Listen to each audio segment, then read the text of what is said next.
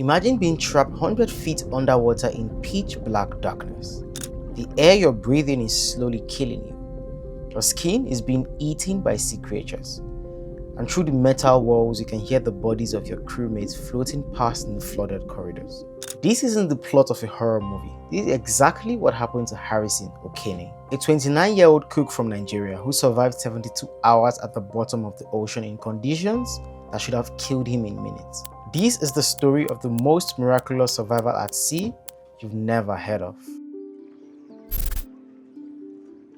Harrison Okene grew up as one of 15 children in Delta State, Nigeria, surrounded by 9 sisters, so he naturally gravitated towards the kitchen, learning to cook alongside his mother. But Harrison didn't just want to cook, he wanted to provide for a family of his own. So he became a chef and worked his way into working in the Nigerian maritime industry. In the Nigerian maritime industry, there are 2 types of cooking jobs. You could work on land, preparing food for thousands of workers at oil company facilities, or you could work on sea, cooking for small tugboats and service vessels. The difference is that working on sea paid 3 to 4 times more. But here was the catch: to work aboard a vessel, you need maritime certifications, safety training, survival courses, the works. Harrison invested his savings into getting certified, and in early 2013, he finally landed his dream job to cook aboard the Jascon 4, a tugboat servicing oil rigs off Nigeria's coast. The change was night and day. He had moved from cooking for 4,000 to 6,000 men on land to cooking for a crew of just 12 at sea.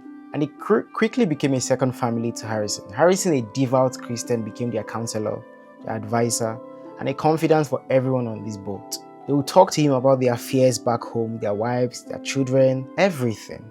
And his shift pattern was simple: 2 weeks on, 2 weeks off. On May 25, 2013, Harrison's 2-week rotation was supposed to end. He was packed and ready to go home to his wife, but then his supervisor called him into the galley. One of the other cooks was sick. Could Harrison cover just 1 more week? He said yes. 24 hours later, Harrison would have wished he said no. The date was May 26, 2013. The location, 20 miles off the coast of Nigeria in the Gulf of Guinea, where the Jascon 4 was performing routine service operations for an offshore oil platform. At 4:30 a.m., Harrison was awake. He'd always been an early riser, part of his job. While most of the crew slept, he went to use the small bathroom next to the galley. He was sitting on the toilet when he heard it. He initially thought nothing of it, but in an instant, it sounded like a freight train. The ship didn't just rock, it pitched. In an instant, Harrison was thrown sideways as the tugboat was hit by what is known in maritime term as a rogue wave, a wall of water that appears without warning. What happened next occurred in less than 60 seconds. The Jascon 4 didn't just capsize, it flipped. The 100-ton vessel was picked up, turned nearly upside down, and slammed back into the ocean. The WC dropped and hit Harrison on his head. He was thrown from the bathroom into the galley, his body tumbling through the air as gravity lost all meaning. Then came the water, a pressurized explosion of seawater that punched through every opening, every door, every vent. The ocean didn't enter the ship, it consumed it. Immediately, Harrison's training kicked in. He knew he had to get out. He swam toward where he thought a doorway was, following muscle memory in complete darkness. But the ship was upside down now. Everything was backwards. The door he reached for was now on the ceiling or the floor. He couldn't tell. Luckily, he saw a light from a phone flashing in the distance and he followed it. And he found a few of his colleagues trying to open the watertight door. He joins them, but to no avail. The water kept rising and eventually submerging them. Harrison then decides to swim backwards towards the galley to catch his breath. But as he was swimming backwards, the force of the water pushed him into the second engineer's cabin and locked him in. The water kept coming and it was cold. That bone-deep cold that steals your breath and your thoughts. Harrison's lungs were screaming. He kicked upwards, or what he thought was upwards, and his head broke through into air. For a moment, he thought he had made it to the surface. Then he reached up and felt metal. He was in an air pocket, trapped inside the capsized hull of the ship. And the ship was still sinking. Through the walls, he could hear banging, screaming, and then one by one, silence. The entire crew, 11 men he had cooked for, laughed with, prayed with, were drowning. And there was nothing he could do but listen. When the ship finally hit the ocean floor, Harrison was 100 feet underwater, trapped in a metal coffin with nothing but the clothes on his back and a 4-foot air pocket that would soon run out. Let me try and explain what Harrison was facing. The air pocket he was in measured roughly 4 feet high and 12 feet across, about the size of a small bathroom. It was formed by the angle the ship landed at, with trapped air collecting in what used to be the engineer's office and backroom. The water level came up to his waist. Temperature was around 20 degrees Celsius, cold enough to cause hypothermia within hours, and it was in complete, absolute darkness. The kind of darkness where your brain starts inventing light because it can't process the absence of it. But the real killer? The air. Every breath Harrison took consumed oxygen and produced carbon dioxide. In an enclosed space, CO2 buildup causes carbon dioxide poisoning, headaches, confusion, and eventually unconsciousness. The oxygen level was also dropping. At 100 feet deep, the pressure was 4 times more than normal, which meant the air around him was becoming increasingly dense and toxic. By every scientific calculation, Harrison should have been dead in 6 hours, 12 hours at most. Here is how he lasted for 3 days. Harrison's first instinct was to move, to find a way out. He dove down repeatedly, feeling along the walls in pitch black darkness, searching for an opening, a hatch, anything, but every door he found was either jammed shut by the pressure or led to flooded compartments. It was during one of these dives that he made a horrifying discovery. His hand touched something soft in the water, a body. It was the ship's cook supervisor, the man whose shift Harrison had just taken. Harrison pulled back and didn't dive again after this. He realized movement was killing him. Every time he swam deeper into the ship, he got colder. His heart rate spiked. He consumed more oxygen. So he did something extraordinary. He forced himself to be completely still. He found a small platform, what used to be the part of the bathroom sink, and wedged himself onto it, keeping as much of his body out of water as possible. Then he began to pray.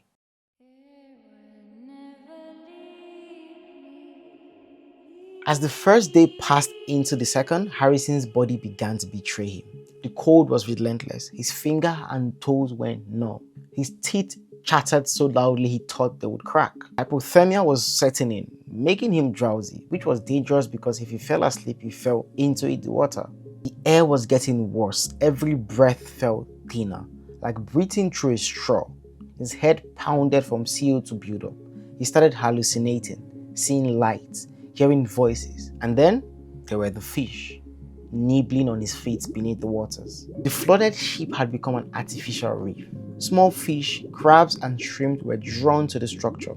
They were also drawn to Harrison. In the darkness, he could feel them nibbling at his skin, his legs, his hands, anywhere exposed to the water.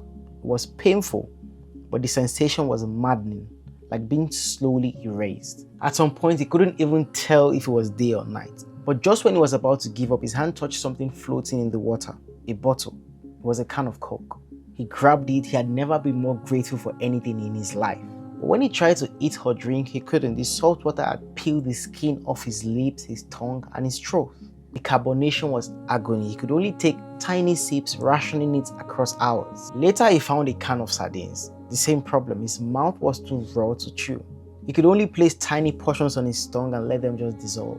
And by the third day, Harrison was dying. The oxygen in his air pocket had dropped to critical levels. He was breathing, but barely. Each breath was a conscious effort, like his lungs had forgotten how to work automatically. The cold had sapped most of his strength.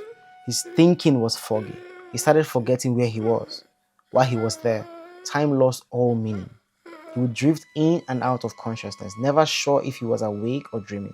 At his lowest moments, Harrison prepared to die. He recorded a final message to his wife in his mind, practicing the words over and over again. I love you. I am sorry. I tried. But something wouldn't let him give up. Maybe it was faith. Maybe it was stubbornness. Maybe it was the sheer cosmic joke of having survived this long to give up in this moment. So he kept breathing. He kept praying. Kept believing for a miracle that would never come. Because here's the thing, Harrison didn't know this, but the shipping company had declared everyone dead on that ship. There was no rescue mission, no search. As far as the world knew, the entire crew of the Jaskin 4 was dead. The only reason anyone came to the wreck at all was to recover bodies. On the 20th of May, 60 hours after the sinking, a South African diving company called DCN Diving was contacted to perform body recovery operations. Their job was simple: locate the wreck, retrieve any remains, assess what caused the sinking, and seal the site.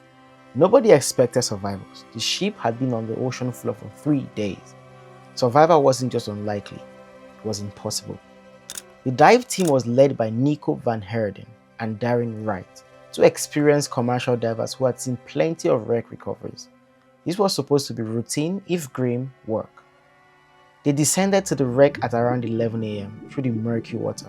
The hull of the Jaskin 4 came into view, a twisted metal corpse resting at 100 feet. Divers entered through a breach in the hull, their helmets' lights cutting through the darkness. Inside was a tomb. Bodies were floating in flooded corridors, trapped by debris. Divers walked methodically, respectfully, securing each victim. But that is when Nico heard something. At first, he thought it was his breathing regulator making noise, but then it happened again. A tapping sound, metal on metal. Nico followed the sound through the flooded corridor. His light swept across a partially open doorway, and then he saw it. A hand reaching out from the darkness, waving at him. Nico later said it was the most horrifying moment of his career. In the instant before logic took over, his brain couldn't process it because dead men do not wave. But Harrison Okene was not dead. Harrison heard the divers about 20 minutes earlier. The sound of their equipment, the vibration of movement. At first, he thought he was hallucinating again. But when he saw a light pass by the doorway, he knew this time it was for real. He had waited 3 days for this moment, and now it was right there. He was terrified of scaring the diver away. So he swam into the water, swam towards the diver, and tapped him softly on the shoulder. The audio from Nico's helmet practically captured this exact moment. Ceiling, yeah? Okay. What's that? Okay. Found one, yeah? He's alive! Okay, keep him there. And the next 10 hours were the most delicate of this operation, because you can't just bring someone up from 100 feet underwater after 3 days. Harrison's body had absorbed massive amounts of nitrogen under pressure, bringing him up too far to cause the nitrogen to bubble out of his body, which is known as decompression sickness or debends. It is agonizing and sometimes fatal. The dive team brought down a diving bell, a pressurized chamber, and carefully moved Harrison into it, then began the painstaking slow ascent, with decompression stops at different depths to allow his body to adjust. Inside the bell, Harrison was given warm fluids, oxygen, and for the first time in 72 hours, light. The dive team said he was eerily calm, almost in shock. He kept repeating one phrase: "God saved me. God saved me." When the bell finally surfaced, Harrison was transferred to a decompression chamber on the rescue ship, where he spent another 60 hours being slowly, carefully brought back to the surface pressure. Remarkably and against all odds, Harrison's condition was stable. No major organ damage, no permanent injury or brain damage. His body surprisingly withstood that pressure for that long, a condition that would have killed him in a dozen different ways. He was flown to a hospital, treated for hypothermia and dehydration, and after 2 days, went home to his wife. The story should end there. A miraculous rescue. A man returned to his family, a second chance at life, but for Harrison, the nightmare wasn't over. The trauma of those days haunted him. He couldn't sleep without nightmares of drowning. He'd wake up screaming, disoriented, trying to escape rooms that felt too small. He would have panic attacks in bathrooms. Being in water, even a bathtub, triggered flashbacks. For months, Harrison couldn't work. He couldn't function. The psychological scars cut deeper than any wound. Harrison might have left the water, but mentally he was still in the darkness. He was still in the sinking ship. Therapy and one more thing was his saving grace: the divers who helped rescue him. They kept in touch. They reached out to him from time to time, and they told him, "You survived because you stayed calm. So try staying calm even now you're out of the water." And he planted a seed in Harrison. Instead of running away from the ocean, how about running towards it? In 2015, 2 years after that disaster, Harrison enrolled in commercial diving school. Just think about it. Most people would not go close to a pool again. Harrison decided to make the ocean his career. He underwent months of intense training, the same training as the men who saved him, learning to manage pressure, learning to stay calm in the dark, enclosed spaces underwater, learning to face the exact conditions that nearly killed him. And he excelled. Harrison graduated as the top of his class. The ceremony was held in South Africa, and the man who presented Harrison with his commercial driving certificate, Nico van Herden, a diver who found him in the wreck 3 years earlier. Today, Harrison works as a certified commercial diver, performing underwater welding and maintenance on the same oil rigs his tugboat was servicing. He has faced his trauma and transformed it into purpose. Harrison Okene's survival is one of the most improbable cases in maritime history. Scientists still can't fully explain how he lasted 72 hours in conditions that could have killed him. The air pocket, the pressure, the temperature, the timing of the rescue, every single variable had to align perfectly. Tony Walker, a diving expert who reviewed the case, called it a 1 in a billion chance. He said, the fact that he survived, that he found that specific air pocket, that it held, that the diving team happened to be in the area with deep sea capability, that they went inside instead of just surveying externally. It's not just luck, it's a chain of miracles. 11 men died on the Jaskin 4 that day. Harrison was the only survivor. He doesn't know why he was choosing to leave, but he knows what he's supposed to do with the time he's been given. Keep breathing, keep helping, and never taking a single day for granted. Because Harrison Okene knows something the rest of us don't. He knows exactly what it feels like to be at the edge of death, in the cold and dark, with nothing left but faith and breath. And he knows what it means to come back. Because I believe thousands questions will always come on that air pocket, but I will tell you, it's not the air pocket that kept me alive. It's not my strength, it's God.